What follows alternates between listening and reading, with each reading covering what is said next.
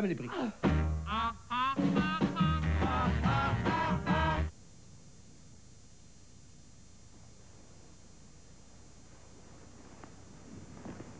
Chérie, j'ai mal à la tête. Ah! Ha!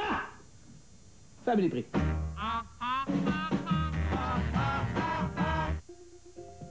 Est-ce encore bon d'investir dans un REER? Tout dépend de vos besoins. Un conseiller en placement qui est à l'écoute de vos objectifs financiers est en mesure de vous aider à faire les bons choix. En cas de décès, quelle portion de mon REER ou de mon fer s'envolera en impôts? Voilà une préoccupation légitime dont toute bonne planification financière doit tenir compte. Consultez nos conseillers pour votre retraite et votre succession. RBC Dominion Valeurs Mobilières, la plus importante maison de placement en Mauricie. La force d'une équipe. Ce soir plus, tous les mercredis, 18h30.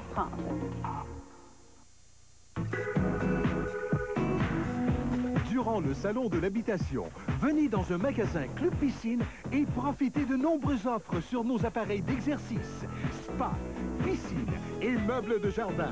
Chez Club Piscine, vous avez en plus la garantie du meilleur bas prix. C'est le temps. Alors, durant le salon de l'habitation, profitez des super offres dans tous les magasins Club Piscine.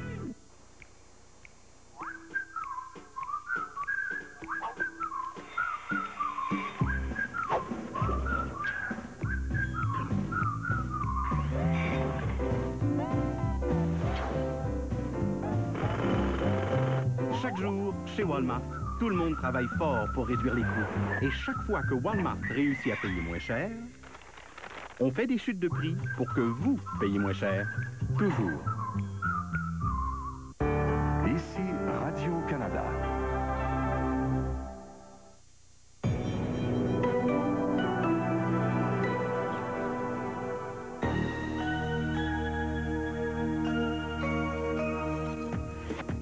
Ce soir, au téléjournal, Columbia, après le terrible choc d'hier, c'est la peine et le deuil aux États-Unis. L'enquête s'annonce longue. Les Russes sont devenus indispensables à la survie de la station orbitale internationale. Bernard Landry veut beaucoup d'argent pour la campagne électorale, mais d'abord pour la santé, dit-il. Formidable offensive de santé que nous allons lancer avec l'argent qu'Ottawa nous doit, avec notre argent.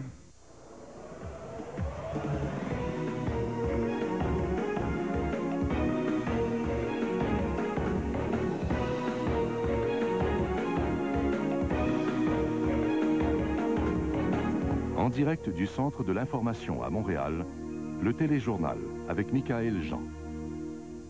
Bonsoir. Colossal, c'est le mot qui décrit le mieux l'enquête, le travail de recherche et d'identification des débris de la navette Columbia et des restes des 7 membres d'équipage. Un travail difficile, essentiel et minutieux si l'on veut trouver les causes de cette tragédie, et ce sera long. Mais en ce dimanche, et en attendant de savoir, beaucoup d'Américains ont éprouvé le besoin de se recueillir, de dire leur peine. Frédéric Arnaud. Plus de 24 heures après la catastrophe, une seule question est sur toutes les lèvres. Que s'est-il passé dans les dernières minutes avant la perte de contact avec Columbia? The temperature rose 60 degrees over 5 minutes. Le directeur de programme de la navette spatiale a expliqué devant la presse qu'il tentait de reconstituer la séquence des événements minute après minute, seconde après seconde. Perte de tuiles thermiques sur le fuselage, réchauffement anormal de la température, des turbulences, rien n'est laissé au hasard. At 7:58 a.m. over New Mexico, the roll trim in the elevons started to increase, indicating that we had an increase in drag on the left side of the vehicle. L'une des pistes envisagées, c'est la dégradation de la portance de la navette.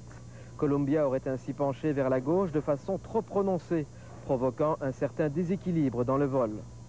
Un point de presse très technique, ponctué aussi de marques de soutien aux familles des victimes et aux autres astronautes qui se trouvent toujours en orbite dans la Station spatiale internationale. Pendant ce temps, les Américains poursuivent leur recherche des éléments de la navette sur des dizaines de kilomètres. Un puzzle géant à reconstituer avec des milliers de pièces. Ça et là, des restes humains sont retrouvés. La population est secouée par ce qu'ils trouvent sur place. Being in this area, we have felt close-knit to everybody that we've got to know. and it just feels like a loss, like it's immediate family. Le travail est évidemment colossal. Il faudra des jours, voire des semaines, pour lever le voile sur les circonstances de ce tragique accident. En attendant, des milliers de citoyens venus de partout se relaient ici jour et nuit pour se recueillir en hommage aux disparus, devenus de véritables héros. Frédéric Arnould, Radio-Canada, Houston. Comme un peu partout dans le monde, la catastrophe du Texas a causé un profond émoi en Russie. D'autant plus que les Russes ont été les pionniers de la conquête de l'espace. Et comme l'explique notre correspondant Michel Cormier, pour la suite des opérations, les Russes sont devenus totalement indispensables, du moins pour un temps. À l'ambassade américaine à Moscou, le drapeau était en berne, alors que les Russes rendaient hommage en privé aux astronautes disparus. Mais au centre de contrôle de Korolev, près de la capitale, le programme spatial russe suit son cours, malgré la tragédie de Columbia. Comme prévu, la Russie a lancé le vaisseau de ravitaillement Progress de sa base du Kazakhstan. Il transporte du carburant et des vivres vers la Station spatiale internationale. La vie continue, a dit le directeur de vol et ancien cosmonaute Vladimir Soloviev. Mais nous pleurons nos collègues disparus. Ici, comme ailleurs, on sent évidemment une profonde tristesse et une certaine incrédulité devant cette tragédie. Mais on sait aussi que si la NASA veut continuer à envoyer des astronautes dans l'espace, elle devra dorénavant le faire à bord de fusées russes. Tout d'abord, les 2 astronautes américains qui se trouvent à bord de la station spatiale devront revenir sur Terre dans une capsule Soyouz. Ils devaient revenir en navette. James Newman faisait partie de l'équipage de Columbia en mars dernier. Il est maintenant l'agent de liaison de la NASA à Moscou. Soyouz, dit-il, est sécuritaire. Les Russes sont très doués pour ramener leurs équipages sur Terre. Mais avec la navette clouée au sol, la construction de la station spatiale sera probablement retardée. Il faudra recourir aux vaisseaux russes pour ravitailler et maintenir la station en orbite. Le problème, c'est qu'il ne reste que quelques fusées à la Russie. Nous pouvons prendre le relais de la navette, dit Valentine Roumine, mais il faudra nous donner beaucoup d'argent. La NASA a juré d'identifier le problème, de le résoudre et de relancer la navette. Mais pour l'instant, il lui faudra une aide sans précédent de la Russie, simplement pour se maintenir à flot. Michel Cormier, Radio-Canada, Moscou. En Floride, en apparence, rien n'a changé. Il fait beau, le soleil est au rendez-vous et les plages sont toujours aussi attrayantes que fréquentées. En apparence, je vous disais, parce que depuis hier, on sent une profonde tristesse. La population et les touristes, nombreux qui fréquentent la région de Cap Canaveral, accusent le choc de ce qui s'est passé. Et puis, c'est une région qui va aussi souffrir d'un certain ralentissement économique lié à la perte de Columbia. Maxence Bilodeau. Au loin, la rampe de lancement d'où est partie la navette Columbia. 17 jours plus tard, c'est un drapeau à mi-mât qui souligne l'événement. Cap Canaveral est en deuil. Au Centre spatial Kennedy, les touristes viennent voir une réplique d'une navette. Au lendemain de la tragédie, ils viennent surtout porter des fleurs devant un mémorial dédié aux 17 astronautes américains qui ont perdu la vie en service. Ces touristes allemands ont déposé des fleurs. L'événement les a attristés. Columbia is down under. Yes. It makes you sad? Yes, very sad. Yes. Au nom des victimes de la navette Challenger en 86, s'ajouteront les noms des 7 victimes de Columbia. La souffrance est particulièrement ressentie par cette femme qui est la mère de l'astronaute Mark Lee. Mark Lee est aujourd'hui à la retraite et a effectué 4 missions à bord de navette spatiale. Sa mère dit comprendre l'angoisse et la douleur des familles des victimes. It's just, my heart just goes out to the families. So that's why we come out. Les témoignages de sympathie sont également présents à plusieurs endroits dans les villes environnantes. Dans ces hangars derrière moi sont entreposées les 3 navettes spatiales restantes, Atlantis, Endeavour et Discovery. Elles sont là pour y rester probablement encore un bon bout de temps à cause de la catastrophe. Ce ralentissement du programme spatial risque de faire du tort à l'économie locale. La NASA donne du travail à environ 14 000 personnes et injecte près de 5 milliards par année dans l'économie. Mais la grande région de Cap Canaveral, c'est beaucoup plus que la NASA. Ici, en février, à Cocoa Beach, on se baigne, on marche par centaines le long de la plage et on dépense dans des commerces environnants. L'industrie touristique est très florissante et soutient une large part de l'économie locale. La région de Cap Canaveral est connue pour ce qu'elle a de beau et maintenant est également célèbre pour ce qu'elle a de tragique. Maxence Bilodeau, Radio-Canada, Cap Canaveral. Politique québécoise maintenant. Eh bien, s'il y avait encore des doutes sur l'imminence des élections, eh bien, la réunion du Conseil national du Parti québécois qui s'est terminée aujourd'hui les a dissipés. Le premier ministre a choisi de parler de souveraineté à ses plus ardents militants et il a lancé une ambitieuse campagne de financement. Sophie Langlois.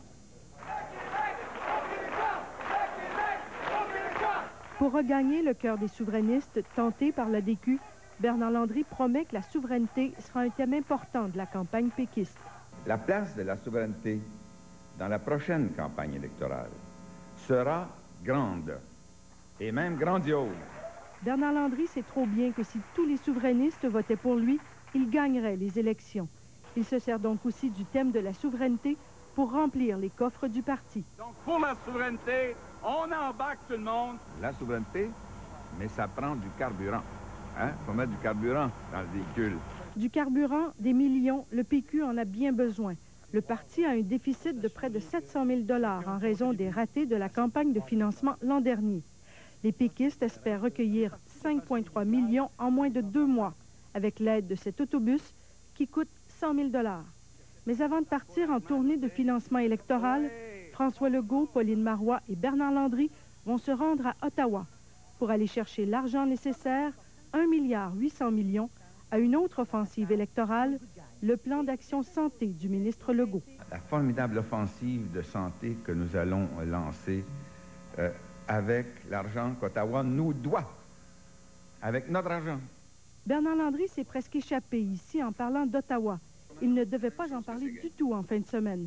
Ses conseillers craignaient qu'il paraisse trop belliqueux à 2 jours de la conférence fédérale provinciale sur la santé.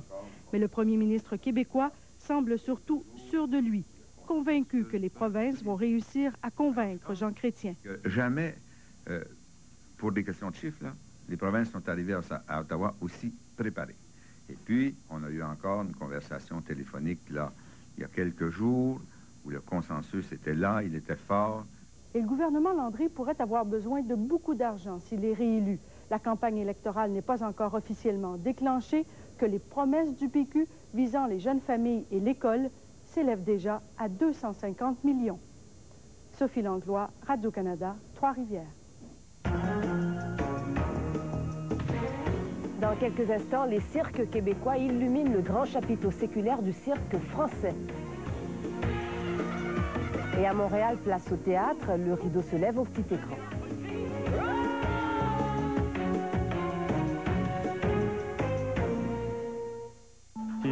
C'est extrêmement difficile, voire même pénible. J'espère que ça va. Jasmin Roy a décidé d'écrire un livre pour sensibiliser le Québec aux problèmes que vivent les jeunes, lui-même ayant vécu des problèmes assez graves. Une jeunesse qu'il décrit avec certains détails, qui donne froid dans le dos. On a l'impression qu'on était loin de cette époque-là, l'époque où on montrait du doigt les hostifs, comme le titre l'indique. On n'est pas si loin que ça, parce que Jasmin l'a vécu, il est avec nous. Bonsoir. Bonsoir. Alors, j'ai lu, on se connaît un petit peu, on s'est croisés ici et là, et j'ai appris beaucoup de choses. C'est pas une enfance facile, c'est le moins qu'on puisse dire. Non, j'ai caché beaucoup ces périodes-là aussi de ma vie pendant des années de temps. Ça, je le cache pas non plus. Je disais aux gens que ça avait été difficile à l'école, mais jamais que je parlais de mes problèmes de santé mentale qui étaient liés directement à ces humiliations collectives que j'avais vécues quand j'étais plus jeune. Puis ça, j'avais comme une honte autour de ça. Tu sais, quand tu as eu des problèmes d'anxiété généralisée, de dépression, tu as pris de la médication, tu as dû suivre une psychanalyse, puis pour t'en sortir, c'est pas glorieux. C'est pas une, tu sais, t'as pas le goût de parler de ça, puis t'en vanter. Alors, pour toujours garder une certaine image, de gars assez solide, j'en parlais pas du tout. Surtout un gars toujours de bonne humeur, qui rentre, fait des jokes, toujours en blague, Jasmin, là, et ce côté sombre-là, on ne le connaissait pas, celui du gars qui a vécu des choses assez pénibles. Ben, je voulais pas trop le montrer non plus. Alors pourquoi le faire maintenant? Ben, c'est pour protéger les jeunes. Moi, honnêtement, j'ai sorti de l'ombre, j'ai parlé de mon histoire, justement, pour venir en aide à ces jeunes-là qui vivent le même parcours que moi j'ai vécu il y a 30 ans. Puis je me suis dit, c'est le temps de le faire. Il y a une politique contre l'homophobie qui a été déposée l'année passée. Là, on est en train de considérer un plan d'action sur le terrain. Et moi, je pense que tout doit passer par l'éducation. Il faut que dans nos écoles, on puisse parler de la réalité homosexuelle. Et quand je dis la réalité homosexuelle, c'est pas nécessairement de parler de sexualité, mais de parler de la réalité des gays, des lesbiennes. Nous sommes égaux, nous avons les mêmes droits que tout le monde. On a des familles, il y en a qui adoptent des enfants, que nous sommes partie de la société. Alors, pour comprendre ça, là, on parlera d'un point de vue plus social tantôt. Parlons de votre expérience à vous.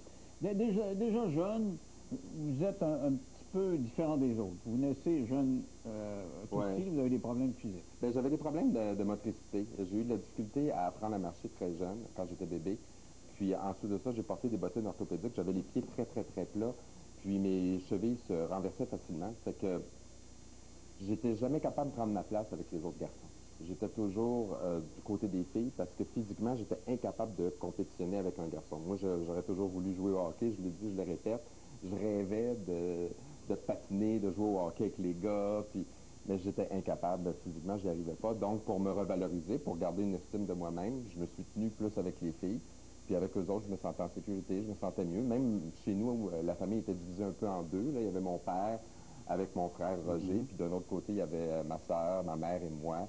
Puis on faisait comme deux clans. Tu avais les gars d'un bord, puis en tout cas, la gang de filles, là, même si j'en faisais partie. Là, mais ça a été long, parce que là, vous vous déplacez adéquatement. Là, ça va bien. Arranger tout ça comme j'ai encore des renforts dans les pieds, mais oui, ça va bien pour l'instant. Oui. Jusqu'à quel âge c'était difficile? Vous n'étiez pas capable de faire des exercices que les autres faisaient? Oh, ça a été jusqu'à la fin du primaire. Et même encore, c'est pas facile pour moi de me tenir sur des skis ou sur des patins. C'est pas simple. OK. Donc, pensez-vous que ça a eu un effet dans la détermination ou si on dit c'est génétiquement programmé qu'on est homosexuel? Ah non, le fait de trouver refuge chez les moi, femmes. je pense que ça a été un développement de la personnalité. Tu sais, à un moment donné, tu veux te revaloriser, tu veux pas être toujours rabaissé vers le bas. Fait que tu as besoin d'être accompagné par des gens qui vont t'aider à grandir. Puis j'y arrivais pas avec les garçons, puis je me sentais pas à la hauteur, puis j'étais pas capable de compétitionner avec cette espèce de virilité-là, puis je me sentais bousculé. Avec les femmes, je me sentais en sécurité, puis j'ai développé d'autres aptitudes plus intellectuelles. Ce qui est frappant dans Hostie, c'est que vous l'êtes devenu pour les autres assez rapidement, au primaire. Oui, ce qui est arrivé, c'est que mes parents, je suis venu au monde à Montréal, mes parents étaient quand même des flower power, un peu, tu sais, c'était la grosse mode, un peu granola. J'allais à l'école de Nouvelle-Cap, qui était une école alternative, et ils ont déménagé à un moment donné, parce que c'était le grand retour aux sources. Tout le monde déménageait en campagne pour aller s'installer et faire des vaches. Et à ce moment-là, quand on est arrivé à Fenwick, dans les Bois-Francs, c'est là que tout a dérapé. Parce que moi, j'étais vraiment plus faible que tous les autres garçons. Je faisais pas de sport, puis là, j'étais avec des fils de fermiers, très virils, très masculins, qui travaillaient de leurs mains depuis qu'ils étaient tout petits. Donc, je me suis fait mettre de côté dès les premières journées, puis c'était à coups d'hostifs, à coups de tapettes, des coups de poing.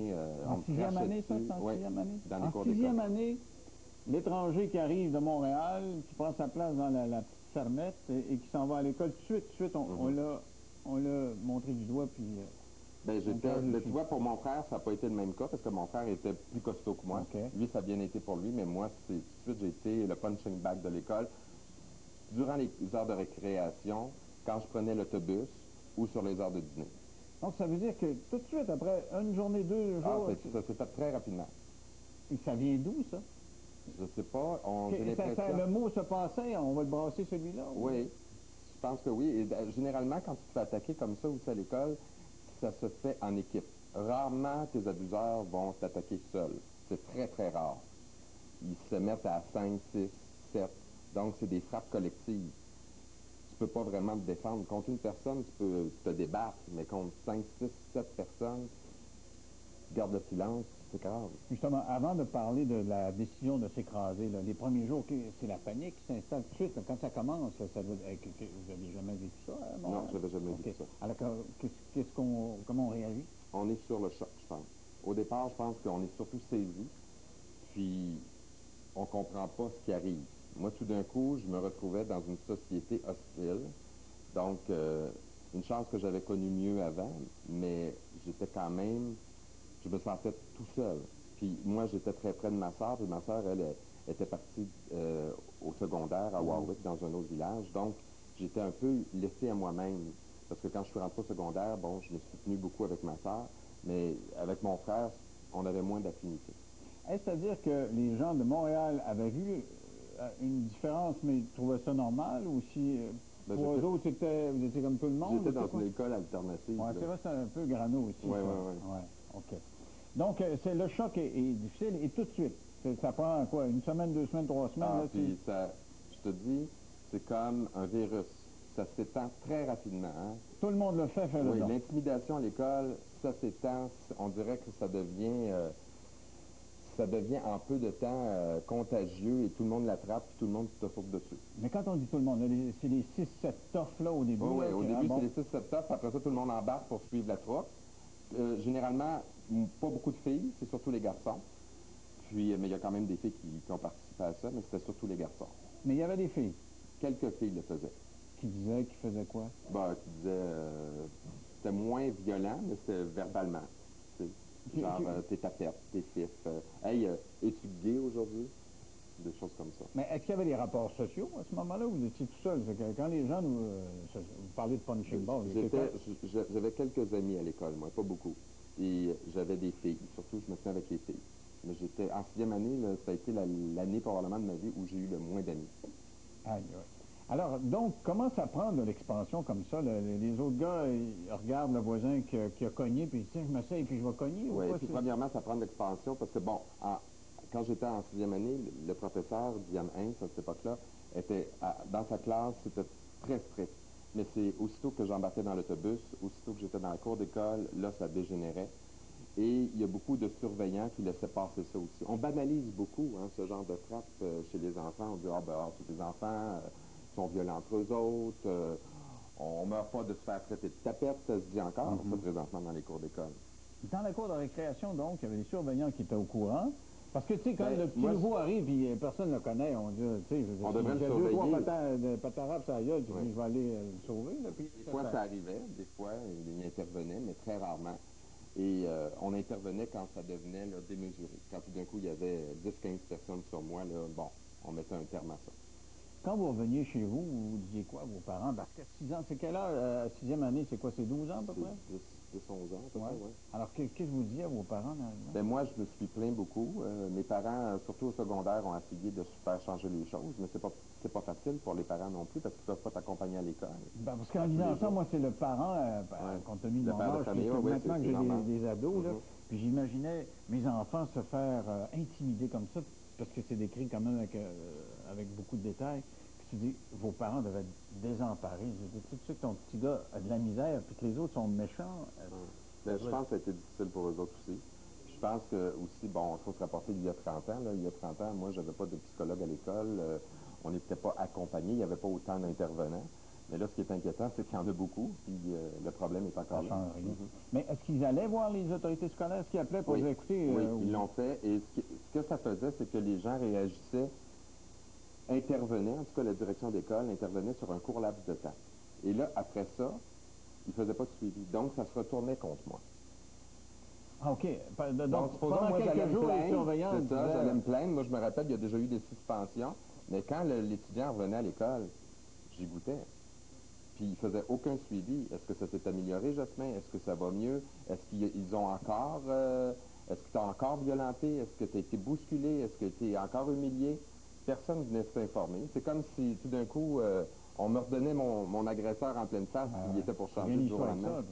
Mais vous avez sûrement des scènes qui vous ont marqué plus que d'autres, là, parce qu'on dit violenter. Ça veut dire quoi? Décrivez-moi, là, dans le cours de récréation, ce qui vous a le plus marqué. Décrivez-moi la scène que je comprenne. Tu te retrouves souvent dans un coin. Je me rappelle d'une scène en particulier. J'étais dos à un mur, ça c'est en 6e année. Et là, ils étaient à peu près 10 autour de moi, puis c'est des coups de pied, ils te bousculent, puis ils te tapettent, puis là, tu te dis, je peux pas me défendre contre tout ça, c'est impossible. C'est carrément impossible de se défendre contre tout ça. Là. Je joue pas à la victime, c'est juste que c'est impossible.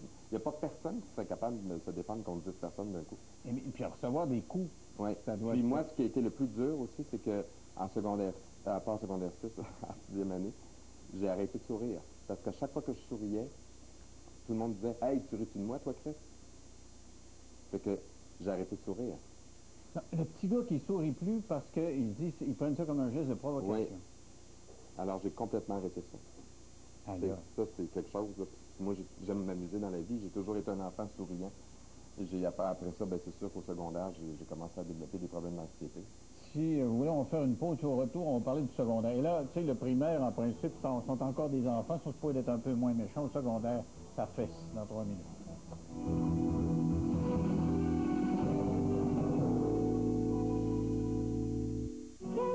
Si je devais créer de toutes pièces l'endroit idéal pour nos vacances, j'inventerais une île de beauté. De plages désertes, de vers déserts, paisibles et accueillantes. Une île de douceur et de délices. Si l'île du Prince-Édouard n'existait pas, je l'inventerais. Découvrez les trésors de l'île et planifiez vos vacances à ipe.ca. Qu'est-ce qui vous retient de manger de la purée de pommes de terre? Les laver? Les peler? Les couper? Les peler, les couper? Et si on vous simplifiait la tâche en les pelant et les coupant? Les nouvelles purement pommes de terre de McCain. Déjà lavées, pelées et coupées. Ne vous reste plus qu'à cuire, à assaisonner et à piler. Les purement pommes de terre de McCain. Maintenant au rayon des produits surgelés. McCain. Que du bon. La vie, ses mystères, ses arômes. Quand on a faim, pas besoin d'aller plus loin. Au Buffet des Continents, dégustez une variété de plats préparés avec l'amour du pays. Le Buffet des Continents, à Trois-Rivières, Sherbrooke, Québec et Gatineau. Sheila, tu mérites ta place en première classe. Tu pourrais devenir une grande vedette de Broadway. La fièvre de la danse, ce mardi 19h à TVA. Demain soir, à TVA, voyez Caméra Café. À 20h30, Taxi 22. Pourquoi on ne peut pas choisir entre l'œuf et la poule? Et à 21h, La Grande Évasion. Personne va payer pour ce qu'il a fait. Demain soir, dès 20h à TVA. Ce mercredi, des gags sans dessus-dessous. Les passions se déchaînent. Vous serez heurtés de plein fouet. Les gags, ce mercredi, 19h30.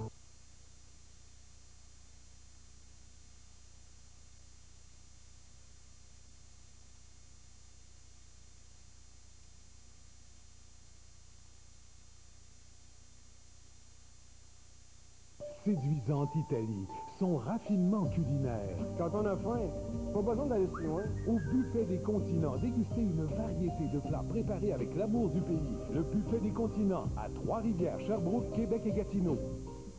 Vous cherchez un véhicule? Vous voulez faire des affaires en or? Rendez-vous durant le mois d'avril chez Cossette Chrysler Shawinigan. On défie la compétition en vous offrant jusqu'à 10 000 de rabais sur une grande sélection de véhicules neufs 2010. On vous offre aussi un taux de financement de 0% jusqu'à 36 mois ou encore jusqu'à 84 mois avec un taux variable de 2,25%. Cossette possède aussi un gros inventaire de véhicules d'occasion, tous inspectés, garantis, kilométrage certifié à des prix plus que compétitifs. Allez-y, c'est seulement 18 minutes de Trois-Rivières. Cossette Chrysler Shawinigan, boulevard des Hêtres, sortie 223 d'autoroute 55. Renault Dépôt présente la Maison Tanguay Nouveau Climat 2010. Cette année, faites une visite virtuelle de cette magnifique demeure à micasa.ca. Soyez parmi les 25 finalistes qui se partageront 700 000 $ en prix, dont cette magnifique résidence. Plus vous achetez vos billets tôt, plus vous avez de chances de gagner. Billets disponibles sur micasa.ca, par téléphone ou chez les partenaires.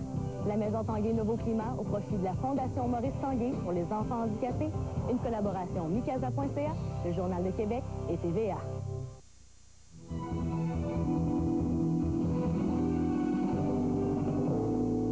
Avec moi, le comédien Jasmin Roy qui a écrit Hostie de Fif et qui nous décrivait ce qu'il a vécu comme intimidation au primaire. Maintenant, on va parler du secondaire. Et quand je disais tantôt que ça m'a donné froid dans le dos, la description de ce que vous avez vécu comme parent, là, je voyais ça et je me disais, ça se peut-tu? Et surtout que mes enfants sont rendus au secondaire.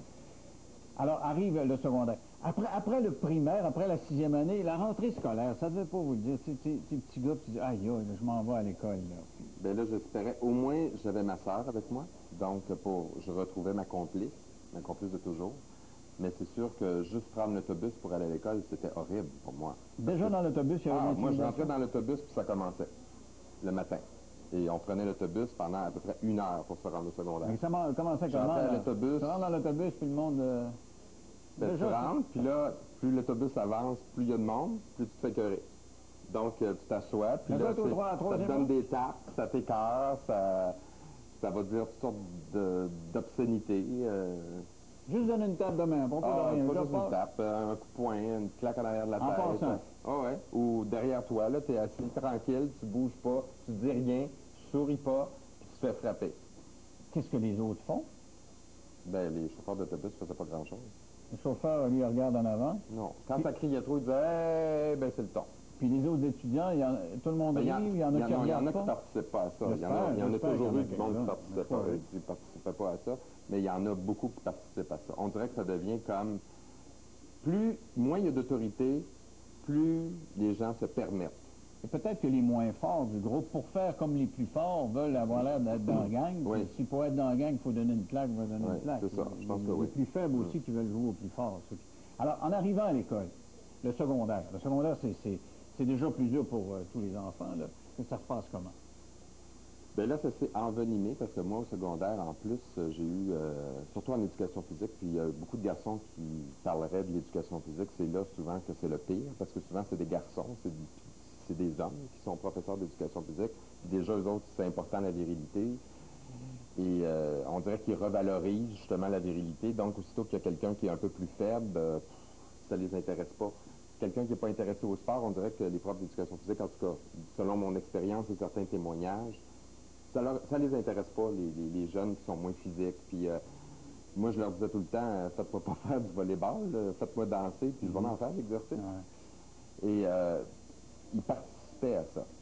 Les profs? Les profs. Dans quel sens? C'était les garçons d'un bord, les filles de l'autre en éducation physique. Et ben, aussitôt qu'on me choisissait pour une équipe, on riait de moi.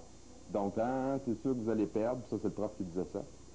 Le prof disait ça? Ouais. Ah, vous avez la Jasmine avec vous autres, c'est sûr que vous allez perdre. La Jasmine? Oui. C'est le prof qui dit ça.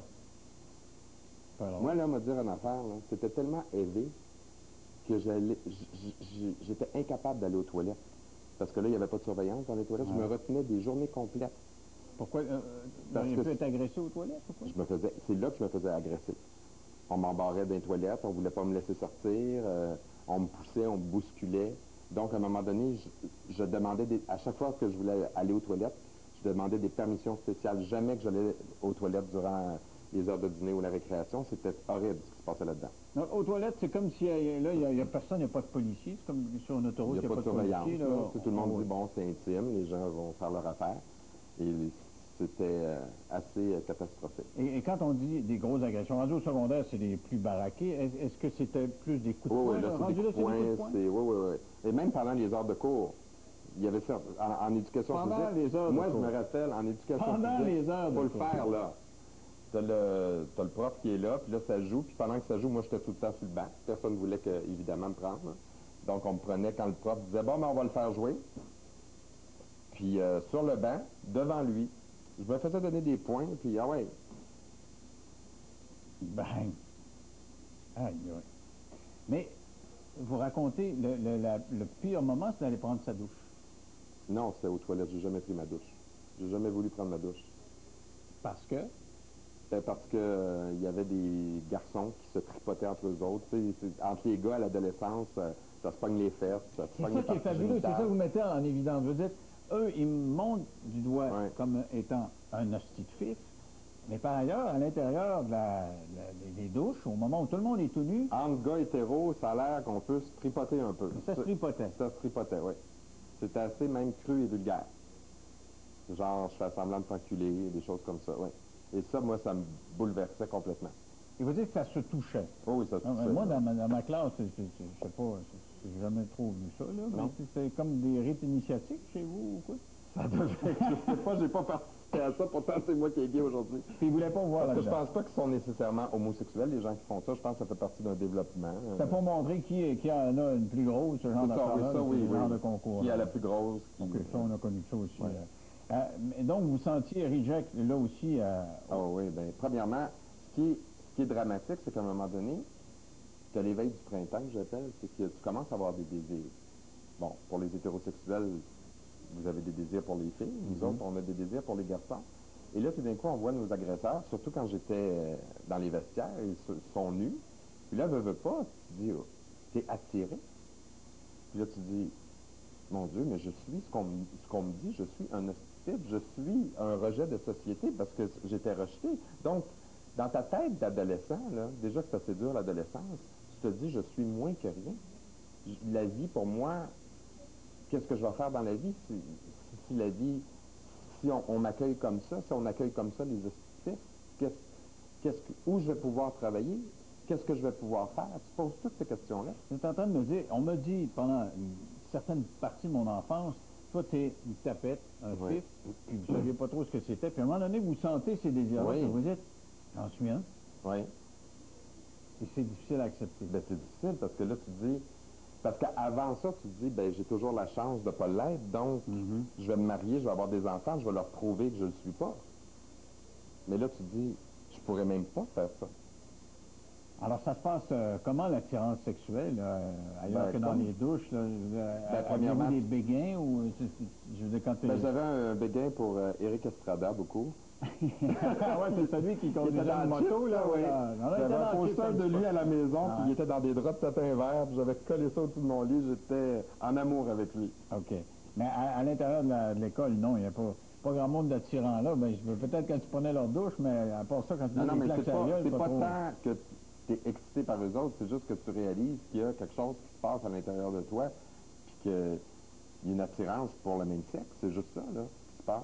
Alors, ces années-là sont pénibles au moment où on se rend compte que effectivement, on est ce que les gens disent qu'on est. Il y a des amis quand même. Il y avait... Oui, j'avais des amis. Et vous dites que c'est des gens qui étaient différents des autres. Il y avait Dominique qui faisait du patinage artistique, avec qui je me suis tenu beaucoup.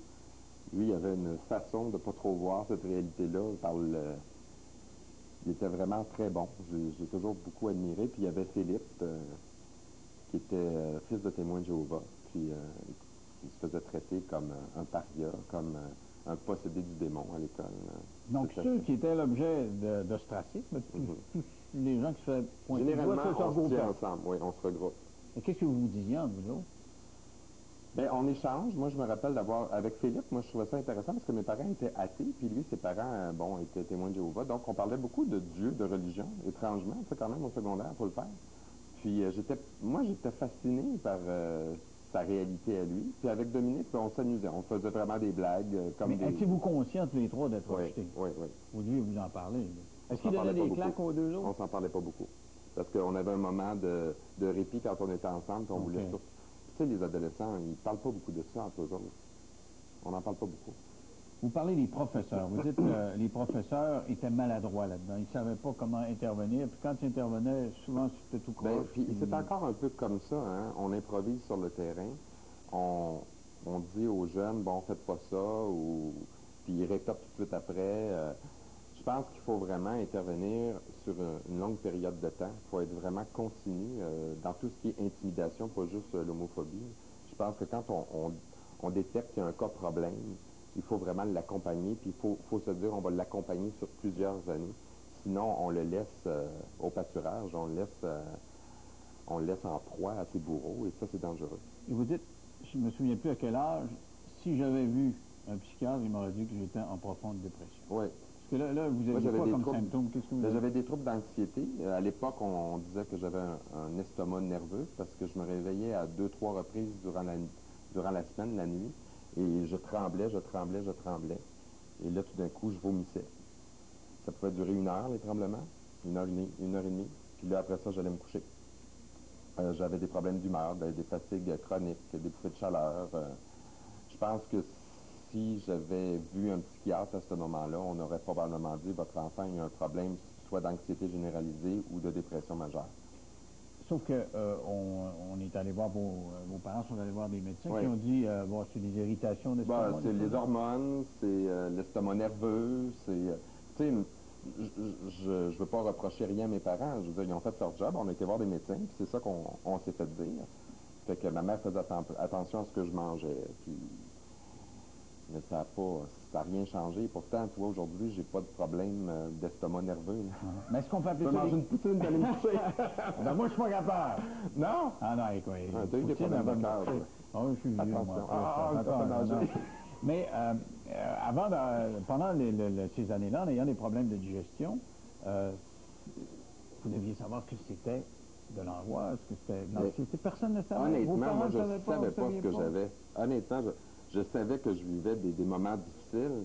Mais à un moment donné, c'est tellement gros, ça nous envahit tellement qu'on n'arrive plus à avoir de solution, on n'arrive plus à comprendre ce qui nous arrive. Ça devient un calvaire à tous les jours que tu t'en vas à l'école. Ça se peut pas. Ça se peut pas. Est-ce qu'il vous écœurait si vous alliez au dépanneur ou ailleurs, c'était n'importe quand? Non. Non? Ça, non. Non. Alors, mais ça, on est à l'école. Quand on envoie juste un ou deux, il écœure pas. On prenait l'autobus pour se rendre à l'école. Donc, on était dans un rang de campagne. OK, mais ce que je veux dire, c'est que ces jeunes-là, il y a une autre manifestation, mais ils ne sont pas en groupe. Ils sont moins baveux quand ils sont en groupe? Oui, complètement. Même il y en avait qui acceptaient de me parler et d'être fin avec moi à l'extérieur de ces attaques-là. C'est étrange, parce que j'étais bon à l'école. Malgré tout. Je m'en sortais bien, oui. Je sais pas comment j'ai fait. La musique, le théâtre m'a sauvé.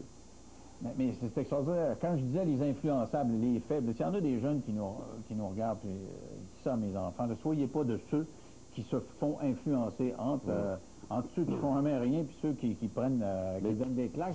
Il y a le milieu de ceux qui t'approchent aussi. Mais je l'ai dit pour ces gens-là, pour ces parents-là aussi. Parce que je me suis dit, est-ce que les parents veulent vraiment que leurs enfants s'expriment à coups d'hostifs à l'école? Est-ce que, moi, je pense que si on parle aux parents, là, aujourd'hui, puis on leur demande à la maison, je suis sûr que bien des parents vont dire, ou non, j'accepterai pas ça à la maison. Il y a bien des parents qui n'acceptent pas ça à la maison, mais dans les cours d'école, certains professeurs laissent ça passer. Mais il doit y avoir des parents qui disent ça aussi. Oui, il y a des parents qui disent ça aussi. Oui. Les mêmes comportements. Mais là, ça, c'est une chose à la fois. Alors, on va faire une pause et au retour, on va parler des conséquences subséquentes. C'est une dépression, puis après c'est une psychanalyse, et ça n'a pas été facile dans 3 minutes.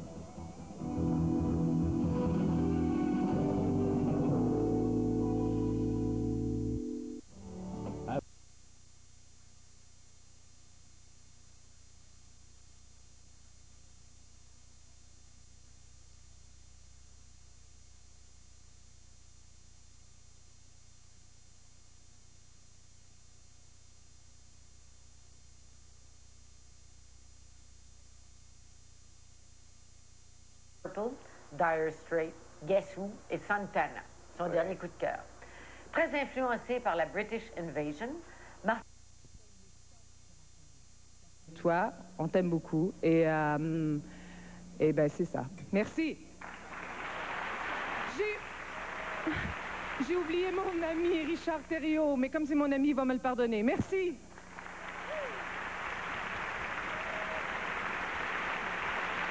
Le théâtre occupe une place importante dans les pages culturelles de la presse. Bonne chance à tous les finalistes du Masque de la production Montréal.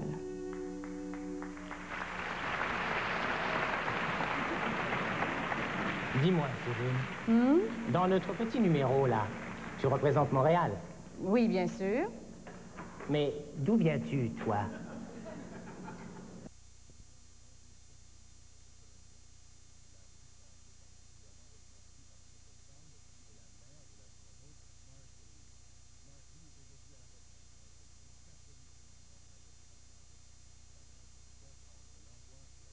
C'est ce qu'il y a de plus dur. Oui, c'est la cellule de plus crise. jeunes, puis bon. Oui. Mais à un moment donné, c'est comme si ça s'aplanissait. Vous dites, c'est peut-être parce que les plus durs s'en vont aux professionnels? Oui, mais c'est tout le propos de mon livre, parce que j'ai réalisé une chose, et même avec les témoignages de jeunes dans mon livre, c'est que plus on avance en éducation, moins il y a d'homophobie.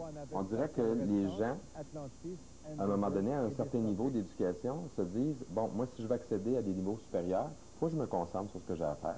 Je vais à l'école pour étudier, je vais à l'école pour apprendre.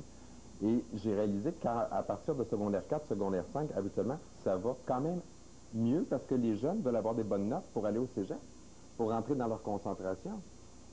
Puis on dirait que ces enfantillages-là, les plus durs, font partie au professionnel. Ouais. Moi, en tout cas, dans mon cas, les plus durs étaient partis, il y a des cours professionnels. Donc, ceux qui ne sont pas capables de terminer vraiment leur secondaire 5 dans une institution, ils vont apprendre un métier dans une école. Et ça a fait tout un changement. Et même il y a un changement dans votre comportement. Vous commencez à assumer, à partir du moment où il y a ces idées-là qui arrivent, que peut-être que dans le fond, vous êtes aussi homosexuel. Vous dites, j'ai commencé à me définir un style. Oui, j'aimais ça m'habiller. Les apparences ne trompent pas. J'ai toujours été quelqu'un d'assez exubérant. J'ai toujours aimé m'habiller. J'ai toujours aimé la mode. Mais Vous n'auriez pas pu faire ça en secondaire 1, parce que tout le monde aurait donné des claques puis des coups de pied. Ah, je l'ai fait en secondaire 2, pareil. Oui, quand même. Oui, parce que j'aimais trop ça. C'était pas attiser le feu de ceux qui les méchants? À un moment donné, on peut-tu vivre? On peut-tu juste être ce qu'on veut être? Puis moi, j'aimais tout ce qui était artistique, décoration à la maison. C'est moi qui faisais les décorations de Noël. J'aimais m'habiller, j'aimais la mode. Alors, ben, je me suis lancé là-dedans. Une chance que j'ai eu ça. Une chance que j'ai eu ça. Et c'est une façon de vous définir, mais aussi de vous différencier. Oui, mais j'étais différent. Est-ce que c'est la photo qu'on voit là? Non, ça, j'avais 19 ans quand même. OK. Ben, il y en avait une tantôt que j'ai vue, moi, dans le livre, là. Je sais pas si on l'a vu. Ben, ici, un petit peu plus long. Ça, la guitare, non, c'est pas super. C'est assez traditionnel, comme vêtements, les photos qu'on a dans le livre. Ben, on était vite différents, hein? Quand tu es différent, quand tu es taxé différent, tu as juste un chandail d'une autre couleur. Il y a le petit Joël dans le livre qui dit à un moment donné, parce que lui, je l'ai rencontré, il sort du secondaire, un toxon très viril, puis il dit on m'écœurait seulement parce que j'avais des pantalons serrés, on me traitait de tapette à cause de ça. OK. Mais dans votre temps, c'était la mode disco. Étiez-vous un disco, ce qu'on appelle un disco? Oui, moi, ben pas disco, mais un peu Rod Stewart, oui, les années 70. OK, la grosse couette en l'air, Oui, j'avais ça à un moment donné, mais ça, c'était plus en secondaire 4, secondaire 5. OK. Ouais. Mais donc, ça s'aplanit, c'est plus facile. Oui. Et les amis sont plus nombreux en secondaire 4-5? C'est vraiment en secondaire 5 que tout a changé pour moi. Je me suis inscrit à la troupe de théâtre. On a monté une pièce de théâtre après les heures de cours avec notre prof de français, Claude Provencher, que je salue d'ailleurs, parce que ça a été un de mes grands modèles. Puis je sais qu'il m'a écrit sur mon courriel, je vais lui répondre. Puis je le cite en exemple là-dedans d'ailleurs. Et grâce au théâtre, en l'espace d'une année, et ça c'est un de mes plus grands succès dans la vie, je suis devenu une vedette. Je suis devenu la vedette de l'école. Donc je suis parti en secondaire 1, j'étais moins que rien, j'étais le punching bag de l'école, et en secondaire 5, tout le monde voulait être mon ami. Et là, ce qui est étrange, c'est que j'ai jamais été aussi exubérant cette année-là, dans mes habillements, et tout le monde l'acceptait, c'était extraordinaire. Ça a été une très belle année pour moi, le secondaire 5. Ça devait être une douce revanche, en tout cas un sentiment doux à goûter. Là. Oui, parce que moi, je trouve avant, ils me montraient du doigt, ils me donnaient un coup dans le cul, puis là, maintenant, ils viennent me voir, puis ils m'applaudissent. Puis je trouve que moi, j'aime pas la violence, je suis pas un gars violent, puis même dans mon livre, je cite aucun nom de personnes qui auraient participé à ça, je veux pas nuire aux autres. Je me suis toujours dit, la meilleure façon de prendre sa revanche, c'est de briller parce qu'on est, de montrer à quel point on est extraordinaire. Puis je pense que je l'ai bien fait à ce moment-là. Est-ce que ça veut dire que les milieux là, dont je parlais, tu sais, il y a les toughs, puis ceux qui sont complètement désintéressés, ceux qui sont dans le milieu, ont changé leur fusil d'épaule, ont commencé à être fin, au lieu de bang, c'était non, tout le monde voulait être mon ami. J'ai même eu un diplôme des professeurs cette année-là. J'étais le gars le plus sexy des secondaires 5. Là. Parce que vous étiez bon déjà au théâtre, c'est ça? Vous aviez le talent, là? Je ne savais pas si j'avais du talent en théâtre, mais depuis que j'étais jeune, je me disais j'aimerais ça être comédien. J'ai fait 4 ans de guitare classique au secondaire. D'ailleurs, Jocelyne Charland, je la cite aussi comme modèle parce qu'elle était extraordinaire avec moi. Dans mes moments de mutisme, elle était là, Jasmin, chante, allez, écoute la musique. Elle m'a fait découvrir la musique classique. Ça a été une femme extraordinaire pour moi. Et le théâtre, ben, j'ai découvert en secondaire 5 que j'avais du talent. Et ensuite, ben, je suis rentré dans les écoles de théâtre et ça déboulait. Est-ce que, parce qu'il y a des témoignages aussi dont on parlera tantôt, là, de jeunes là, que vous avez rencontrés, est-ce qu'on peut dire, parce que j'essaie de me souvenir, moi quand j'étais jeune, on avait 2-3 amis homosexuels qui aussi ont goûté au théâtre en secondaire 4 et 5, et je pense même après quoi on fait des bouts de carrière là-dedans. Est-ce qu'on peut dire que la fibre artistique est plus développée chez un homosexuel? Je dirais pas ça, c'est peut-être un préjugé. Parce qu'on en pense ça. Je dirais une légende urbaine, ça arrive peut-être fréquemment, mais je connais des homosexuels, moi, qui n'ont jamais eu d'affinité pour les arts, puis qui sont beaucoup plus manuels. Je connais des homosexuels en construction, je connais des homosexuels qui sont dans la police, puis qui sont assez forts, assez costauds, mais généralement, ces garçons-là s'en sortent assez bien au secondaire. Ce qui est terrible pour eux autres, par exemple, c'est que quand ils voient, ou des cas comme moi, pardon, de gens qui se font ostraciser, qui se font mettre de côté, eux autres aussi, à un moment donné, au secondaire, ils ressentent ces pulsions homosexuelles-là.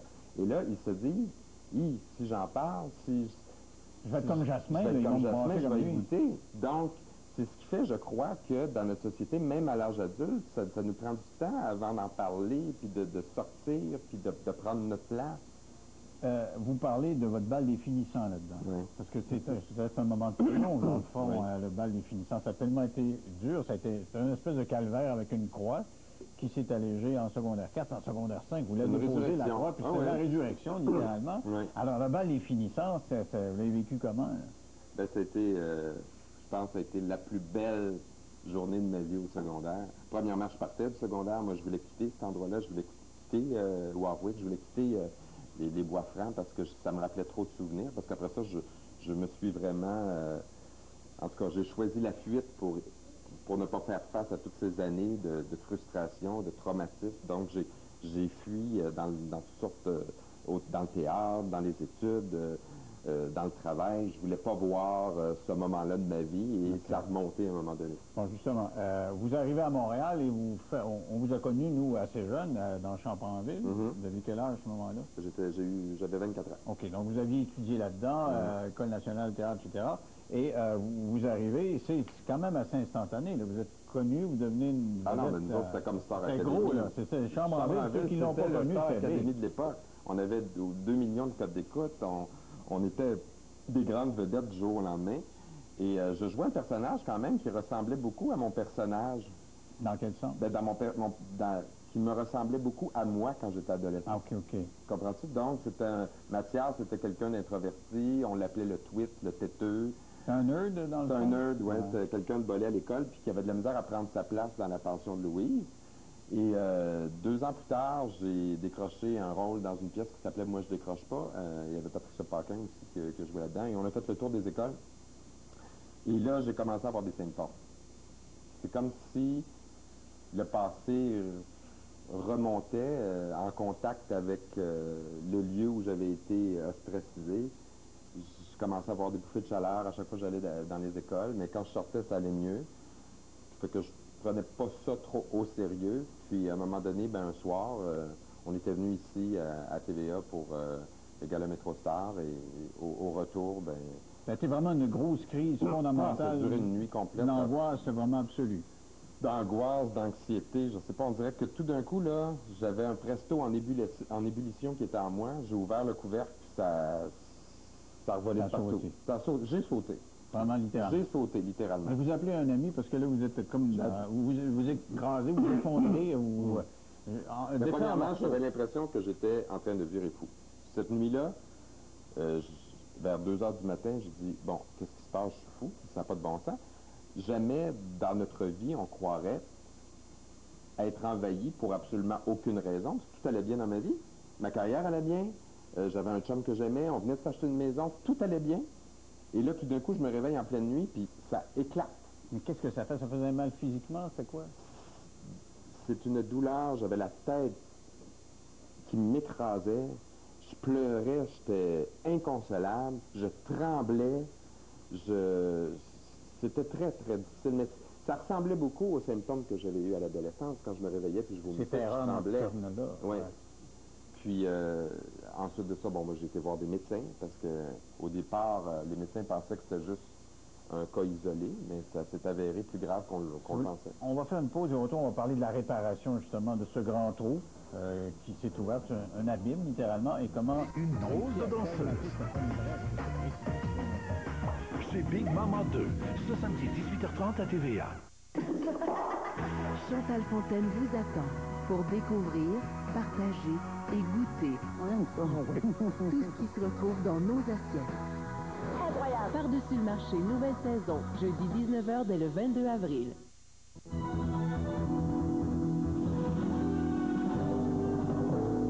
Avec moi, Jasmin Roy qui a écrit Hostie de Fif qui nous disait avant la pause qu'il y a eu une espèce de resurgence de cette angoisse-là qu'il a habité quand il était adolescent. À l'âge adulte, au moment où tout allait bien, une vedette de la télévision établie, et c'est une nuit d'enfer. Et ça a duré longtemps après coup, ces symptômes-là? Ah, ça a été terrible. Je me rappelle, je ne marque pas dans le livre, mais le lendemain, j'étais invité à Sonia Benezra à TQS à l'époque. Et j'ai pris une pilule pour les nerfs pour être capable de la faire. J'étais dans un état second. Et après l'émission, je suis rentré à la maison, puis je me suis écroulé en larmes encore. C'est vraiment comme si tout remontait, mais en même temps.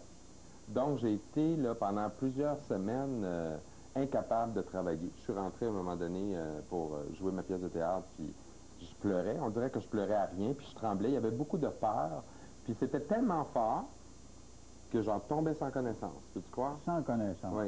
Moi, je me rappelle à un moment donné... C'est une douleur épouvantable. Ah, ça n'a pas de bon sens. Moi, je me rappellerai toujours le matin où mon chum est arrivé à l'époque, puis parce qu'il travaillait de nuit, il rentre le matin, je me lève, puis je me mets à trembler encore, puis tout, et je tombe à terre, tellement que c'est fort, tellement que ça, j'en parle pas de ce moment-là dans le livre, mais c'est vraiment un moment où tu te dis, mais qu'est-ce qui m'arrive? Je suis en train de mourir, j'ai une maladie grave, ça n'a pas de bon sens.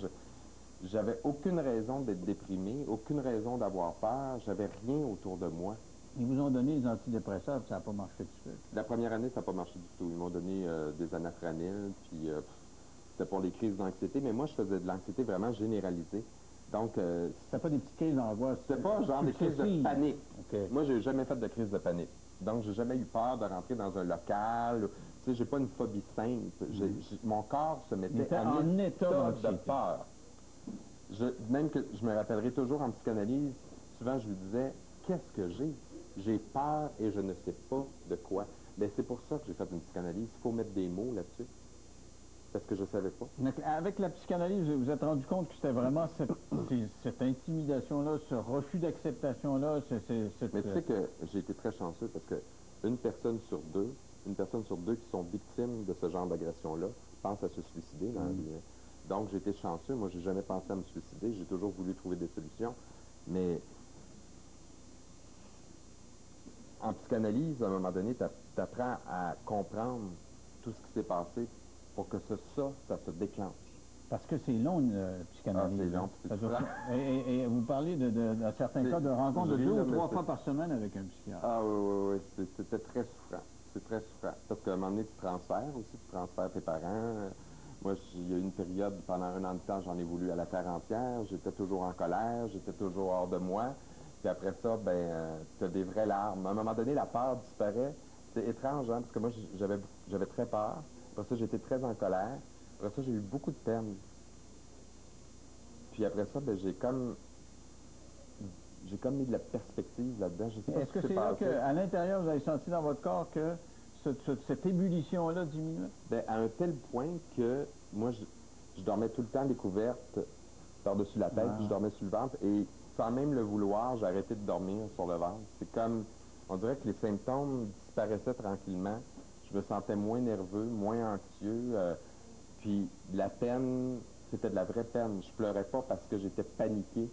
Je pleurais vraiment parce que j'avais de la peine. Tout d'un coup, c'est comme si tout d'un coup, puis je me rappelle parce que durant ma psychanalyse, j'ai rêvé que j'accouchais d'un bébé. C'est un gars qui accouche, ça se fait pas. Puis ma psychanalyste, elle m'avait dit, ça arrive souvent.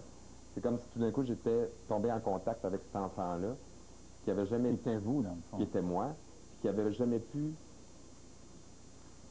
se faire consoler. Puis tout d'un coup, c'est moi qui le consolais. Tout d'un coup, je devenais le papa et la maman. J'avais comme plus besoin de mon père et ma mère. J'étais capable de faire face à ça. C'est incroyable tout ce que tu réalises. Mais il y avait quand même des antidépresseurs en même temps. Oui, ça m'a aidé énormément. Non. Ça, moi, je peux te dire, quand je suis tombé sur les antidépresseurs de la 2e génération, puis ils m'ont donné aussi du Buspar, qui est un bêta-bloquant, ça m'a beaucoup aidé à rétablir la chimie de mon cerveau. Mais parce que quand tu es trop malade, moi, j'ai réalisé une chose. C'est pas très bon une thérapie, hein? Oui. Non, t'es mieux de te soigner une fois que t'es moins malade. Oui, t'es mieux d'aller parler quand t'es moins malade. Oui, c'est ça. Parce que quand ça fait mal, t'as pas grand-chose à dire. C'est parce qu'à un moment donné, tu pleures, tu sais, puis c'est très rigoureux, une psychanalyse. C'est pas simple, là. C'est pas quelque chose de facile. Les gens, c'est pas fait pour tout le monde non plus, la psychanalyse, hein? Il y a beaucoup de gens, moi, qui iraient plutôt avec des troubles comme le mien en des thérapies comportementales. Moi, ça marchait pas pour moi. Ça a duré combien de temps avant de se sentir guéri, je dirais? 4 ans. 4 ans. Et ce qui est très drôle, les derniers mois, quand j'étais avec ma psychanalyste, c'est, je disais tout le temps, j'ai l'impression qu'on a fait le tour, j'ai l'impression que je suis capable de m'occuper de moi, j'ai l'impression que j'ai plus besoin de toi, j'ai l'impression que ça a pris quand même quelques séances. Il y a toujours une plure autour de l'oignon. Non, à la fin, la plure, c'est sûr qu'on n'est pas parfait, là, on sort pas de là parfait. Non, je sais. Pas encore parfait. Non. Mais ça s'en vient. Pourtant, tu étais mon modèle. Je te souhaite que tu un modèle de perfection. Tout de suite.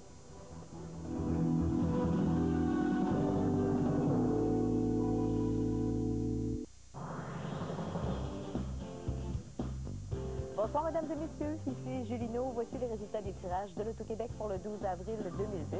Et on débute ce soir avec le Banco. Les tirages ont été faits plus tôt sous la surveillance de la firme Samson Belair de l'Auto-Touche, également d'un représentant de l'Auto-Québec. Alors, voici les 20 numéros gagnants. 2, 6, 13. L'affaire qui n'était pas désagréable. Et je dirais que s'il y a une chose qui, à mon avis, il devrait faire attention, c'est que je me rappelle des premières en particulier où il lisait effectivement le texte sans surjouer, sans faire des effets physiques, sans faire un côté attention, j'en ai une bonne qui s'en fait. Et là, il y a un peu de ça qui glisse. Et là, je trouvais qu'il y avait un petit peu de condescendance, une petite couche de maîtrise. Les acteurs se sont mis à jouer. Voilà, c'est-à-dire, alors que si tu t'en tiens au fait qu'il y a la job est faite. C'est quand t'entends Charles Boulanger qui explique. Le Charles Boulanger, donne-moi la moitié d'Hitler et je te la moitié du pouvoir d'Hitler et je te bourre les galeries d'Angers. Oui, c'est quand même une citation. C'est tellement vrai. Il y a alors, maintenant, le concept, ça, c'est pour ça qu'on tenait à vous en parler parce qu'ils sont en tournée au Québec, alors ça passera peut-être près de chez vous. Après la pause, nous, on vous amène sur nos terrasses, chacun sur leur terrasse, pour voir qu'est-ce qu'ils vont lire et écouter sur leur terrasse ce printemps quand il fera beau. L'extra, c'est bon, je vous rappelle, pour 500 000 $. C'est aussi décomposable dans les deux sens. Voici donc la combinaison gagnante du 12 avril 2010. 6, 4, 7, 1, 8, 9, 7. Voilà, c'est tout pour ce soir. Pour plus de détails, vous pouvez consulter les différents quotidiens demain matin. Il y a aussi le site Internet de l'Auto-Québec qui vous donne d'ailleurs la version intégrale de tous les tirages de ce soir. Bonne nuit tout le monde, bonne semaine!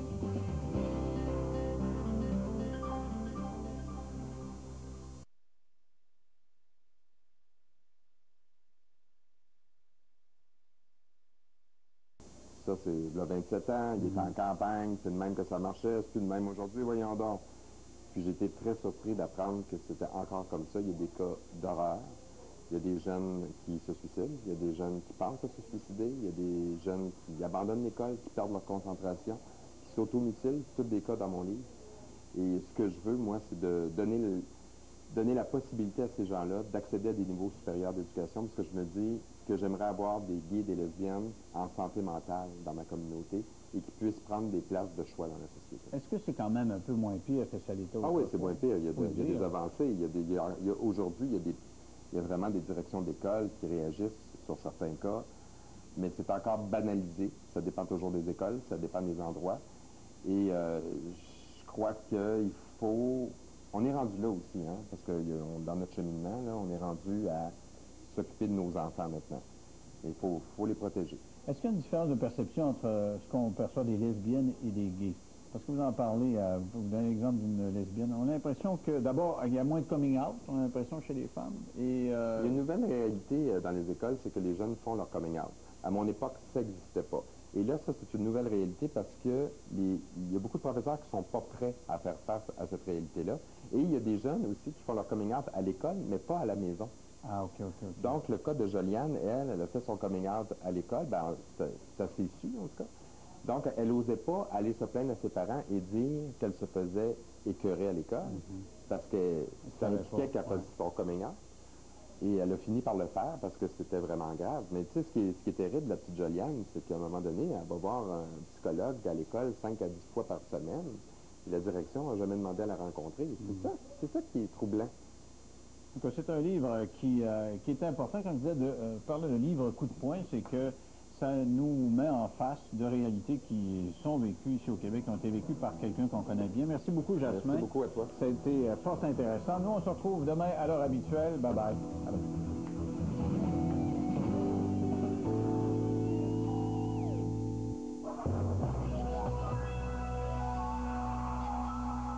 Ce film est présenté avec moins de pauses publicitaires.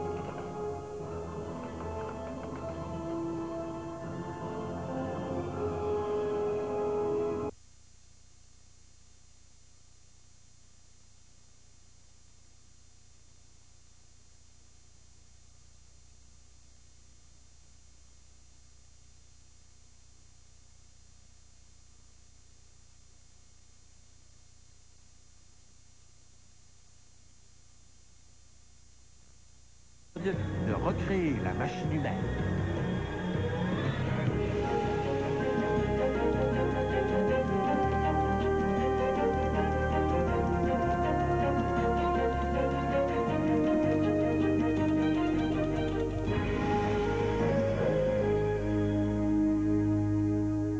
Maintenant que les scientifiques ont décodé le génome humain, ils possèdent un outil d'une puissance inimaginable. Bonsoir, mesdames, messieurs. Jusqu'où ira la science? Pourrait-elle tenter d'améliorer l'humain, de créer une sorte d'être parfait? Pour la première fois, nous avons la capacité de modifier l'évolution de notre espèce. Dans Recréer la machine humaine, nous vous emmènerons au cours des prochaines semaines aux frontières de la génétique et nous vous ferons entrevoir l'avenir de l'humanité. Ce soir, nous allons revivre la première tentative de clonage thérapeutique. Une technique qui illustre bien les difficultés du clonage. C'est drôle parce que c'est notre anniversaire aujourd'hui. Ça fait 25 ans aujourd'hui que le pape existe, alors ça fait doublement plaisir. Et le texte...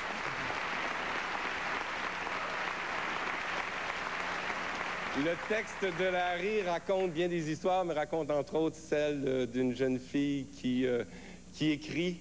Et dans son écriture, elle se joue avec nos perceptions de la réalité. C'est un petit peu probablement ce qu'on a essayé de faire depuis 25 ans. Alors si ce masque-là, le ventriloque, l'accepte avec plaisir, c'est sûr qu'aussi tous ceux qui ont fait le pape le petit à petit pendant ces 25 ans-là, vous pouvez venir nous voir, vous pouvez venir y toucher, vous pouvez venir nous dire bonjour, welcome, vous participez à cette belle sculpture et ce grand bonheur. Merci tout le monde.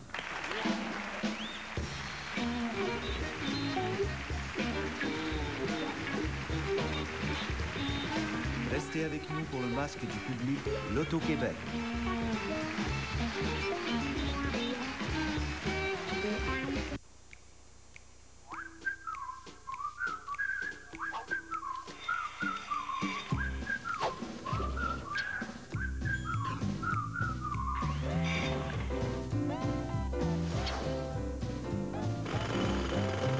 Chaque jour, chez Walmart, tout le monde travaille fort pour réduire les coûts. Et chaque fois que Walmart réussit à payer moins cher, on fait des chutes de prix pour que vous payiez moins cher. Toujours.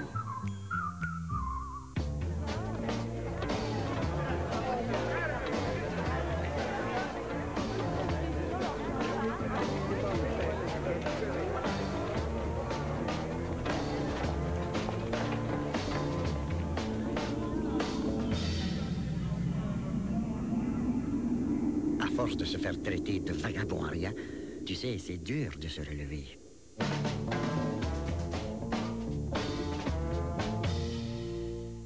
Mardi soir, à Radio-Canada.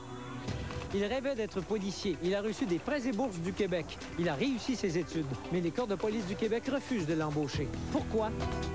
Maman, aide-moi, s'il te plaît. Pour les parents, adopter un enfant qui vient d'un autre pays, c'est un grand bonheur. Mais parfois, l'adoption peut devenir un véritable cauchemar. Voyez mardi soir à 19h30 la facture, 20h les super mamies et 21h Enjeu.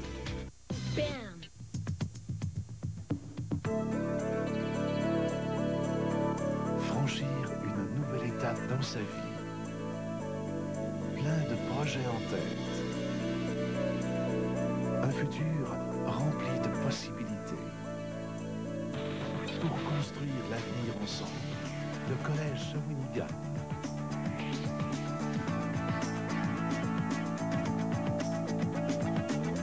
Choisir un bon cégep